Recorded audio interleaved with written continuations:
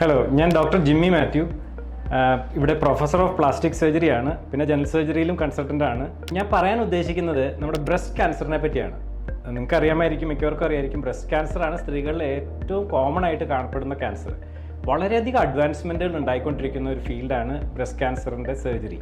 അപ്പോൾ നമുക്ക് പൊതുവായിട്ട് ഉള്ള ഒരു തെറ്റിദ്ധാരണയാണ്, എപ്പോഴും ബ്രസ്റ്റ് ക്യാൻസർ ഉണ്ടെങ്കിൽ അത് ബ്രസ്റ്റ് നമ്മുടെ മാറിടം മുഴുവനായിട്ടും റിമൂവ് ചെയ്യുന്ന, നീക്കം ചെയ്യുന്ന മാസ്റ്റക്ടമി എന്ന ഓപ്പറേഷൻ ചെയ്യണം എന്നുള്ളത്. പക്ഷെ അത് തെറ്റാണ്.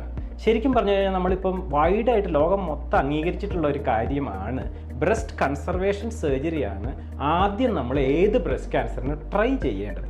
ഓഫ് കോഴ്സ് എല്ലാവരിലും അത് പറ്റില്ല. ഫോർ എക്സാമ്പിൾ വലിയ ബ്രസ്റ്റ് ക്യാൻസറാണ്, ചില സ്റ്റേജുകളിൽ ചില സ്ത്രീകൾക്ക് അത് സാധിക്കില്ല. ചിലപ്പോൾ പലപ്പോഴും അതിൻ്റെ ബയോപ്സി ഒക്കെ എടുത്തു കഴിഞ്ഞിട്ടായിരിക്കാം അതിൻ്റെ തീരുമാനം ഉണ്ടാവുക.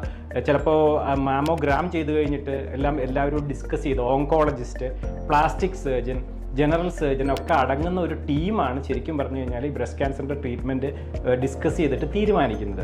അപ്പോൾ നമുക്ക് സ്യൂട്ടബിൾ ആയിട്ടുള്ള കേസുകളിൽ വളരെയധികം കേസുകൾ ആക്ച്വലി ബ്രസ്റ്റ് കൺസർവേഷൻ സർജറിക്ക് സ്യൂട്ടബിളാണ്.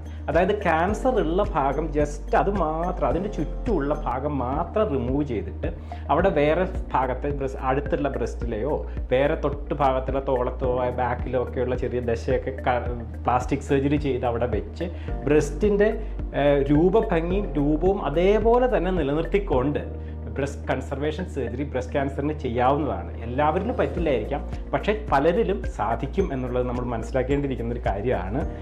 പക്ഷേ ബ്രസ്റ്റ് കൺസർവേറ്റീവ് സർജറി ചെയ്യുമ്പോൾ ബ്രസ്റ്റിൽ റേഡിയേറ്റ് ചെയ്യേണ്ട വരാം എന്നുള്ളതാണ്. പക്ഷേ അത് ബ്രസ്റ്റ് റേഡിയേഷൻ താരതമ്യേന വലിയ കുഴപ്പമില്ലാത്ത ഒരു റേഡിയേഷനാണ്. ഇത് തമ്മിൽ പിന്നീട് ബ്രസ്റ്റ് ക്യാൻസർ ഉണ്ടാകുമോ, രണ്ടാമത് വരുമോ എന്നുള്ള കൺസേൺ ഒന്നും വേണ്ട.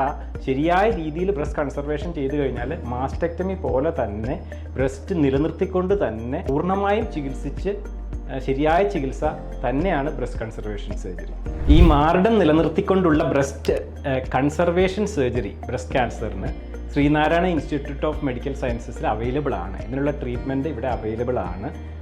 നമ്മുടെ മെഡിക്കൽ ഓങ്കോളജി ഡോക്ടറെയോ സർജൻസിനെയോ കണ്ടു കഴിഞ്ഞാൽ അനുയോജ്യരായിട്ടുള്ള ആൾക്കാരെ ഡിസ്കസ് ചെയ്തിട്ട് നമുക്ക് ആ ട്രീറ്റ്മെൻറ്റ് ഇവിടെ ചെയ്യാൻ സാധിക്കും.